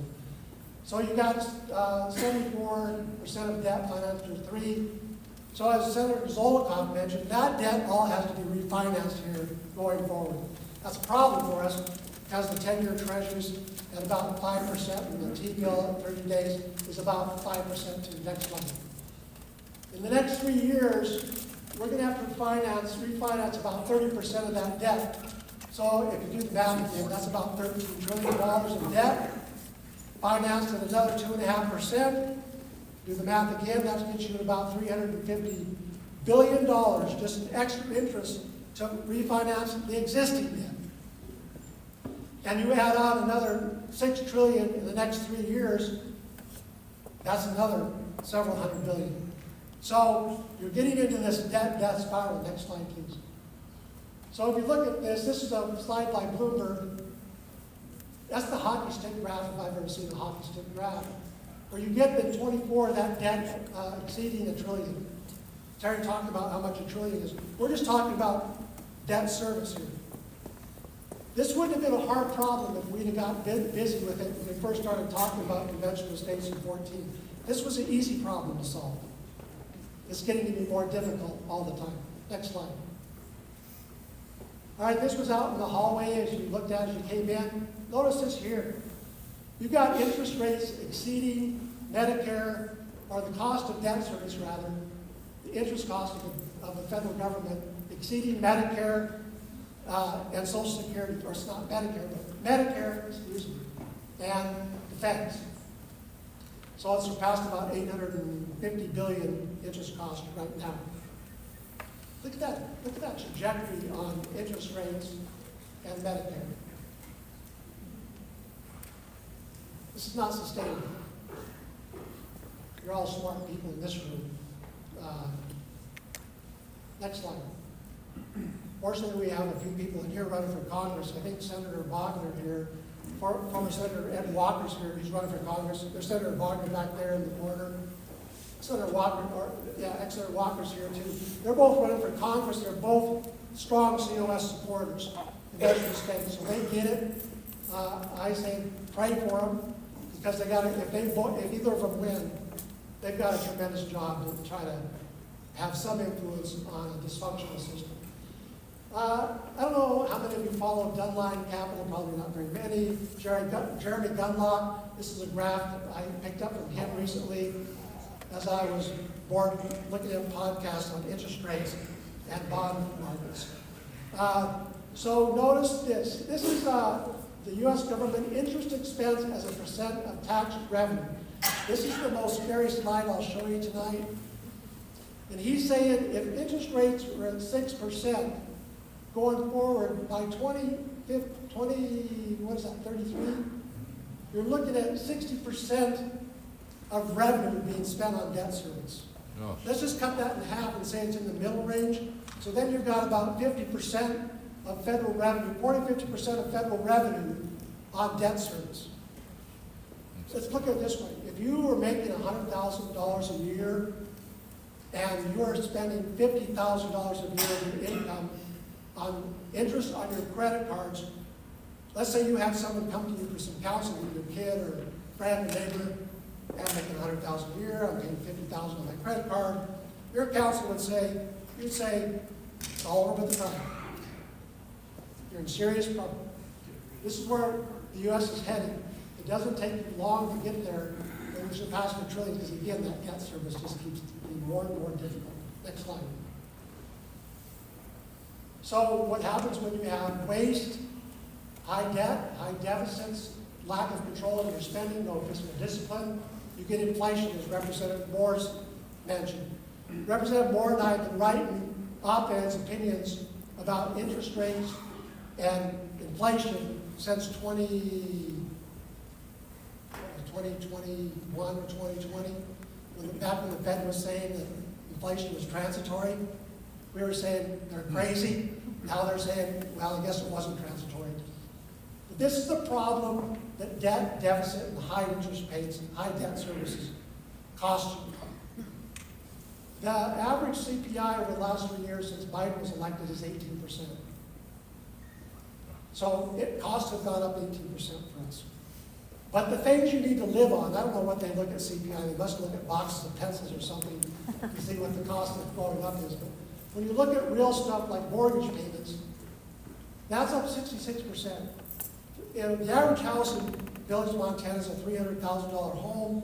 3 years ago, you could finance it at 3%. Now it's 6.5%. That means your payment just for principal and interest went from $1,200 to about $1,900 a month. That's directly the fault of Congress. It should make you mad. It makes me mad. Look at gas prices, 34%. Energy, 32%. Let me tell you something. One day I was praying in my office every morning, and it was 22 below. And I was thanking God for the guys that work in the power plants, the guys that work in the coal fields, the guys that send us power in the gas fields every day to keep my house warm. And I realized that without them, I'm dead. That we cannot live without that cheap energy, right? 32% more for energy, 21% more for groceries. So what inflation does is a wicked tax on the least of us all. The people who can afford inflation the least are the least among us. That's what Congress does. They make this big show of trying to help people that are in poverty, or help pull them up. And then they do this to them, they screw them. Next one. Solution. We're going to talk about solution now. We all know the problem. But the solution is an Article 5 Convention of the States. What does Article 5 say? Article 5 is the constitutional cornerstone of federalism. Federalism is the division of power between the state and federal governments. And with our Article 5, you don't have federalism. It was in there to give the states power. Senator Santorum said we already gave up the legislature's ability to elect U.S. senators. We had a lot of federal power, federalism power there. The states had a lot of power there. We squandered that one. This is the last bastion of federalism left. Article 5 says this: Congress, whenever 2/3 of both houses deem it necessary, shall propose amendments to this Constitution, or on the application of the legislatures of 2/3 of the states, call a convention for proposed amendments, which in either case are valid parts of the Constitution and ratified by 3/4 of the states, or in conventions in 3/4 of the states. So what Article 5 does is it sets up two processes to make amendment. Process one is Congress. Let me ask for a show of hands that thinks anybody that thinks Congress will propose an amendment for term limits. Anybody? Got any takers? No takers in this room tonight. How many think they would truncate their ability to spend money? Probably not. Or rein in their power. I don't have time to go on that tirade, but the bottom line is, Article 5 says when 2/3 of the state make an application to Congress for a convention of the states to propose an amendment to this Constitution, and Congress has got to call a convention, Number one, I want to point out that's an application process. How many of you have ever submitted an application for anything? How many of you men in here submitted an application for an elk tag or a deer tag? I want to raise your hands. How many, when you submitted an application for an elk tag, got an elk tag, and went out and shot a moose? Anybody? I don't think you want to raise your hand. Nobody who gets an elk tag goes and shoots a moose because it's not on the application. It's not on the permit. The same concept when we apply for Article 5 convention. It's an application. It's defined by what the states submit. 34 states submit the same application that defines the agenda. That's what the states go up and propose an amendment on. In this case, we're talking about a fiscal restraint amendment. And then 38 states have got to ratify that. Last I counted, there were 99 legislative chambers in America. 49 states with 2 and Nebraska with 1. That means you have 13 state chambers to kill an amendment. That's a high bar. All right, so the problem that the ratifiers, when they ratified the Constitution, had with Article 5, it was too hard. Too hard for the convention to state it could happen. And we realize that it's a hard bar. Next slide. This is what Samuel Jones said about Article 5.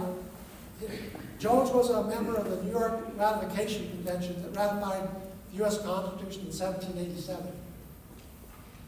He said this about Article 5. The framers prescribed a mode by which Congress might propose to procure more power if it was found necessary. And they prescribed for the states a mode of restraining the powers of the government if, upon trial, it should be found they had given too much. So what Jones said was that if Congress wants more power, they can propose an amendment. However, if Congress has too much power, it is encroaching on the states, messing things up, being abusive, then it's the state's responsibility to propose an amendment. So the states propose when Congress has gotten too much power. I think most of us agree that Congress has got way too much power, spends way too much money, and is creating way too many problems. It is time for the states to use the big gun to start. Fine, next slide, please, Eddie. George Mason, who was one of the Constitution Convention's framers, he didn't sign the Constitution. He was one of the few that didn't sign because he felt the Constitution gave the federal government, the national government, too much power. Now, when Article 5 was in its drafting mode, the first 2 drafts only gave the states power to propose amendments, gave no federal power for that purpose. The third draft just said the states could make an application, but Congress would propose the amendment. When George Mason saw the third draft, and we only know this because I read the footnotes in certain things, but in a footnote, in something I was reading, referred to George Mason's handwritten note on a 1787 August 12 version of his Constitution. And that was the version on Article 5 that had left off the state's ability to propose an amendment in the Convention of the States. What George Mason said about that idea, I think, is worth noting. He said, having no convention in Article 5 is a doctrine utterly subversive to the fundamental principles and the rights and liberties of the people. Did you get it? That's worth reading twice. What Mason was saying is no convention of states equals a doctrine that's utterly subversive to the fundamental principles of the rights and liberties of the people. In other words, it undermines federalism. It undermines state power, which was designed to check federal power. And if the states don't use their power, it's the same as a little kid getting beat up on the school ground every day. My son Connor, when he was about 9 years old, had a kid that was bullying him. And it kept happening. So one day I told Connor, I said, just punch the kid. So next day he punched the kid and it was all over. No more bullying. Okay, that's the problem with us. We just let the federal government punch us, kick us around, and do nothing. When the big power tool is in Article 5, we need to use it, as Mason said, as all the framers said when they put it in there. They were wise. Next slide, please. This is a quote from me. And a quote was in from me. But this is true. in my opinion. Federalism is the firewall between liberty and tyranny. Without federalism, individual liberty cannot survive. And if Article 5 is the cornerstone of federalism in the Constitution, our republic cannot survive unless we exercise the tool. Next slide, please. My friend Scott Miller sent me this quote just last week, and I was so impressed with it, I had to put it in here. I think probably a lot of you read Victor Davis Hanson. He's a great thinker. But he said this: societies do not always collapse from a lack of wealth, invasion, or natural catastrophe. Most often they know what is destroying them, but they are so paralyzed by their fear that the road to salvation becomes too painful even to contemplate. So they implode gradually and then suddenly. The biggest pushback I've had in Article 5 is fear. If you're a person who reads Scripture, fear is the most condemned thing in Scripture. The harshest words that Jesus Christ had was in the parable of the talents, where the one individual buried the one talent in the ground. And the Lord asked him why. His master asked him, "Why did you bury your talent in the ground?" He said, "I was afraid." And the Lord said to him, "You wicked, lazy servant." His harshest criticism. Let me say something. Leaders lead. Was there risk when we went into World War II? Absolutely there's risk. Was there risk when the founders and the framers went in to draft the Constitution in the summer of 1787? Absolutely. Did they have critics who were saying, "Don't do this, everything's fine"? But the nation was floundering. It was on its deathbed. And they took the risk to go into that convention and draft one of the best documents the world has ever seen. When the founders drafted the Declaration of Independence, they pledged their lives, their liberty, and their sacred honor. Was there risk when they did that? There was absolute risk. Is there a risk in the Convention of States? The only risk I see right now is if we don't do it, this country implodes from a debt implosion.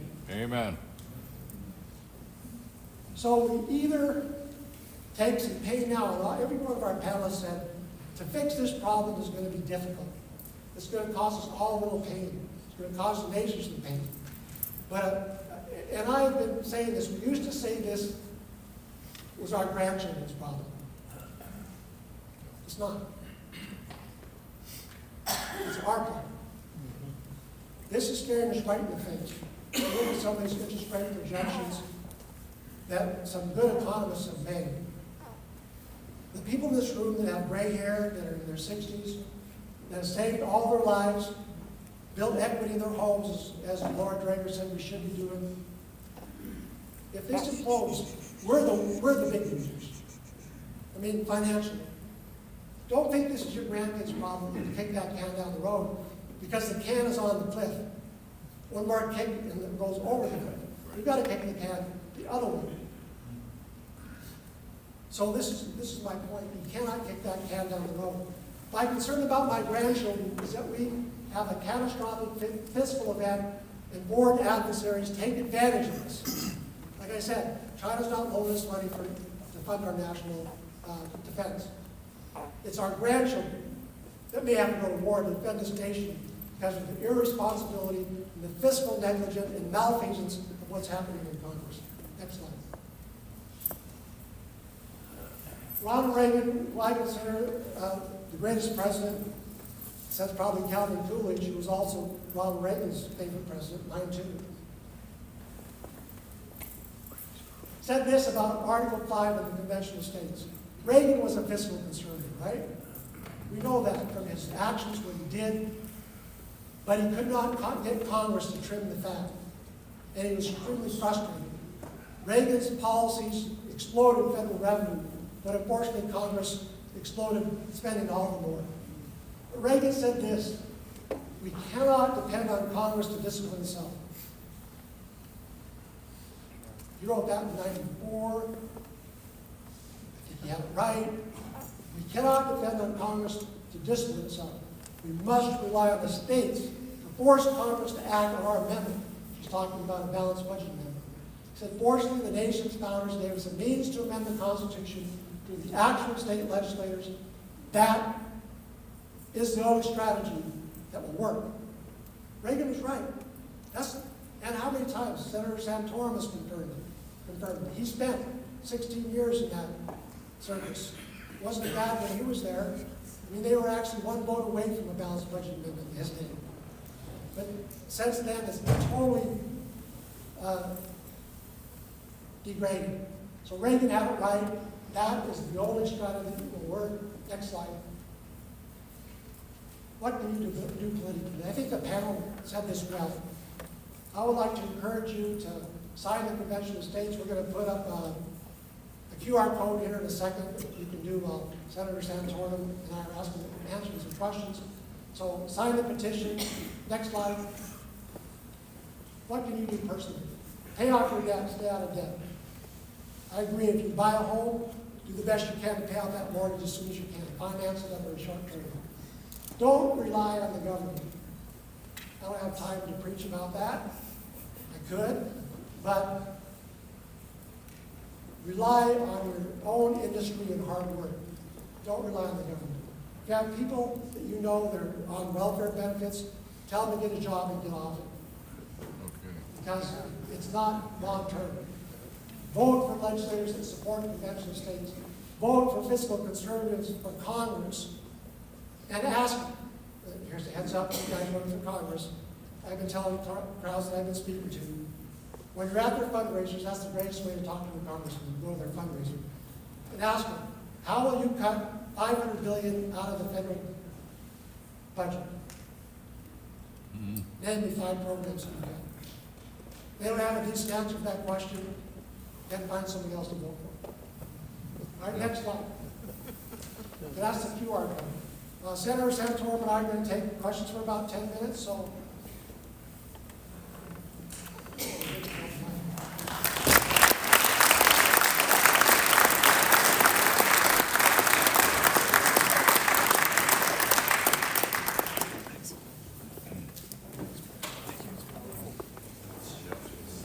We have some questions, sir, right here. So I'd say about half of the public consigned memo are for your committee. You give those rooms in 30 seconds along with somebody who's ready to go right now. The big, thank you for the question. The big concern is runaway convention. So I'll give you the 30-second version. Number one, that's based on calling this a constitutional convention. That's not constitutional. If you read Article 5 tonight, it calls it a convention for proposing amendments. So that convention only proposes, it's not a constitutional convention. It proposes amendments to this Constitution. Secondly, it's based on a legal application that 34 states pass. That application, like the limits that convention to 3 things. They're right there on the board. That's the only thing you can talk about. 34 states have blood, sweat, and tears have got that application to that convention. The only power that convention has is to propose amendments. Every legislator that goes is going to take an oath that they will not go beyond that application. If they go beyond the application, Follow versus Washington, that was a Supreme Court case. I won't go into that, but that's the case. It says we can recall those delegates that go to the convention if they decide to go out. Just the practical idea there. If you have 5 delegates that go, you've got to get 3 of those 5 in one state. Every state gets 1 vote. You've got to get 3 of those 5 to say that we're going to go off the rails here, do something that's not on our application, be threatened, have the recall, be embarrassed at home. And not only those 3 have to do that, they have to get 26 other states to do that. And then let's say that all that, the states don't recall them, they don't fine them, they don't chastise them, they go off the application, which is a legal document, and they propose an amendment off the application. Congress has no obligation to send that out. It wasn't on the application, just like killing a moose when you had an elk in there. It's not on the application. The court wouldn't go for it. And lastly, the states have got to ratify it. We've got to get 38 states to ratify it. Then I come in in 30 seconds. Next question. Yeah. Go ahead. Yeah. Congress right now can propose any amendment it wants. Right now. You don't hear people running around saying, oh, we got to stop Congress from proposing an amendment. Congress can propose any amendment they want right now. Why don't they? Because you have to get 38 states to ratify it. It's almost, imagine, 3/4 of the states in this country have to ratify it, And the only way, and the only thing, as Tom mentioned, 13 state bodies, not both houses, just one house in 13 states, has to do nothing. They don't have to vote no, they just don't have to vote. And it doesn't become ratified. It is the hardest, it is the highest bar of any bar anywhere in our country to have to get 3/4. There have only been 17 amendments since the founding of the country. 17. 2 of them had to do with prohibition, passed it and repealed it. So 15. You know, why? Because it's hard. It's supposed to be hard. And the idea that in this country, as divided as it is, that any amendment that's either too far left or too far right has any chance of getting 38 states is crazy. An amendment, so the bigger argument against convention of states is, you're doing this and likely nothing will happen. Because it's so hard to find something that anybody can agree to. And so one of the amendments that was proposed at the convention, a mock convention that Tom was at Williamsburg this past summer, and they proposed an amendment that I think could pass. It says it sets the Supreme Court at 9 members, so you can't pack the court. Right. I think that's an amendment that Democrats would actually sign off on because they see the danger of that too. Would it be worth doing a big convention and doing this for that? Yes, it would. Because it would stop some future crazy president who had a big majority in the House and Senate from packing the court, and we'd never have another election. So that's the kind of stuff that can happen. You say, well, why would you do that? Because, well, number one, you prevent that. But here's the most important reason to do this convention. To do it. To have Congress see that the states are no longer going to be a doormat. That the states can stand up. They can do this convention. Once you do a convention and something modest like this happens, the states are not going to be afraid to do it again if Congress steps out of line. And that is the arrow across the bow of Congress. That is what this is all about. Exerting their authority, that they are the bosses over Congress, not the other way around. Good question.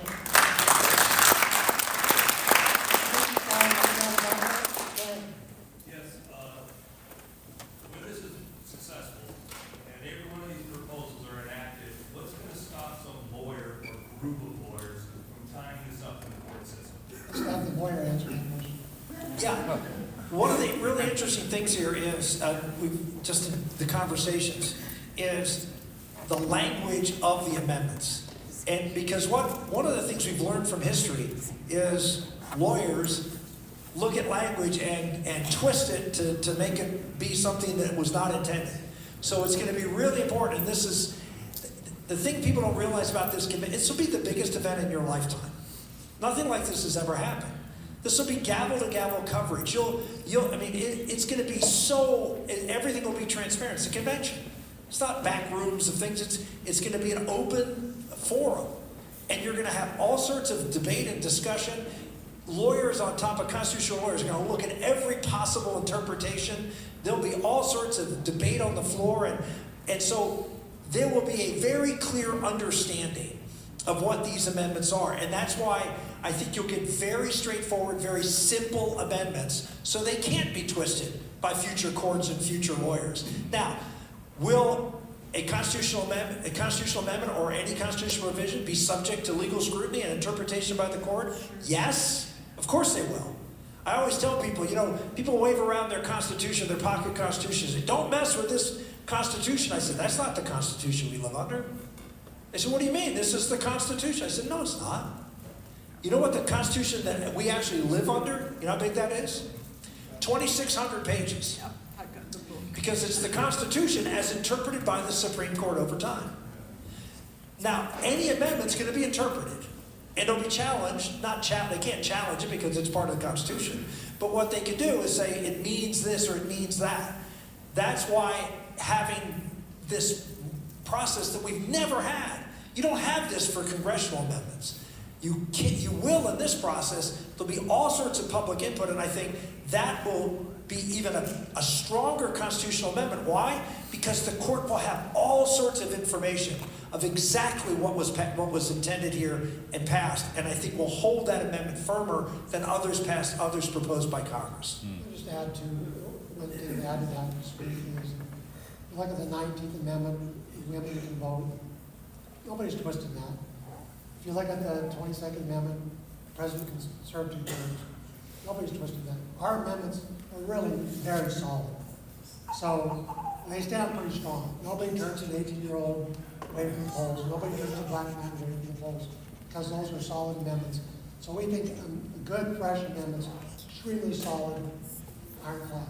Yes, ma'am. So you know that the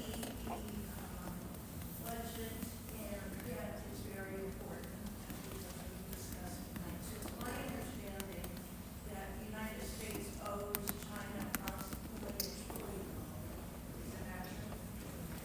If my recollection is right, we're in the And budget. then it's also my understanding that China owes the United States approximately $1.3 trillion in bonds in which they have defaulted. How does that reconcile with everything? Please repeat the question. I don't know the answer to that. I'm sorry. Please repeat the question. She's talking about bonds that are held by China that are U.S. dollar bonds, and then I don't know this. I don't know what you just said to be true, which is bonds held by the U.S. government that are Chinese bonds that are in default. I don't know that issue. Sorry. China owes the United States approximately $1.3 trillion in bonds. Yeah, I would ask, They have openly defaulted on. yeah, And yet we're worried about owing them money when they owe us. you know what, I'm gonna have, after our meeting, our former Senator Walker is right behind you, running for Congress. Ask him that question, because I think he has an answer. So, we have one more question. We got 2 more hands, so we'll do 2 more questions. Okay. 1, 2. Right here. Yeah, go ahead. Can an amendment be made to your living amendment? Yes. So you can strike if you wanted to strike the 17th Amendment to the Constitution, you could. It's already happened. The 18th was repealed by the 21st. Yes. Last question. Thank you. So, quickly, what's the projected forecast of the convention? I mean, it takes so many states. What's the Where forecast for conventions? are we at, and how much time do we have? Because we're There's no talking- time limit. Every state, with the exception of one, Texas, has passed this resolution without a time limit on it. So it stays until a Democratic legislature comes in and repeals it.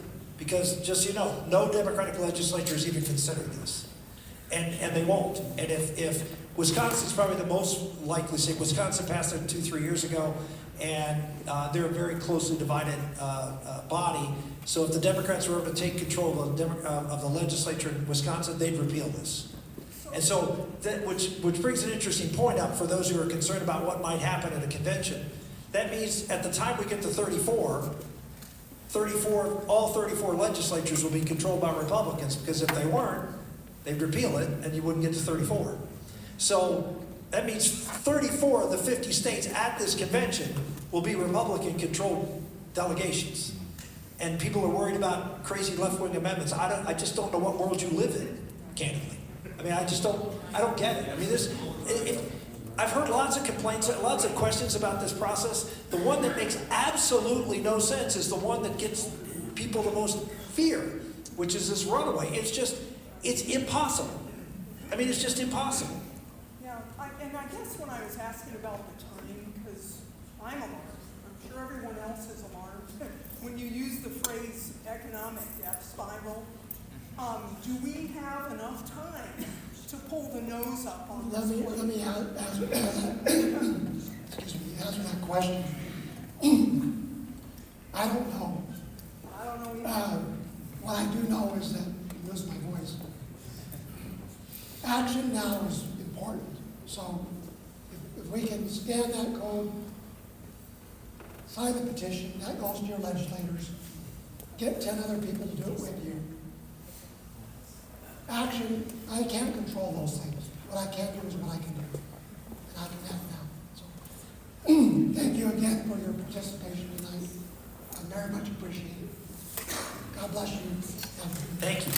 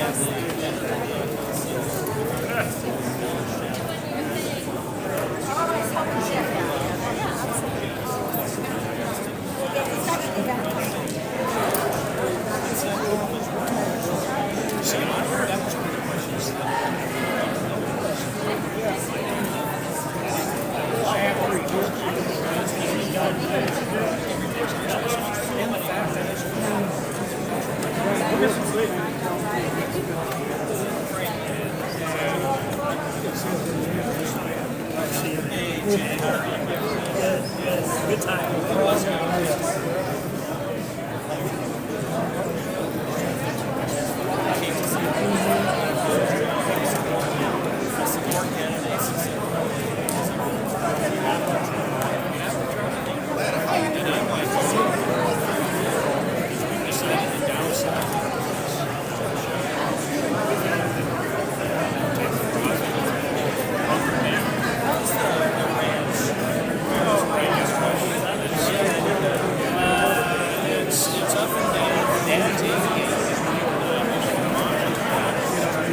Hello there. Hey, good to see you. Good to see you. Gotta get your house, right? We gotta get it.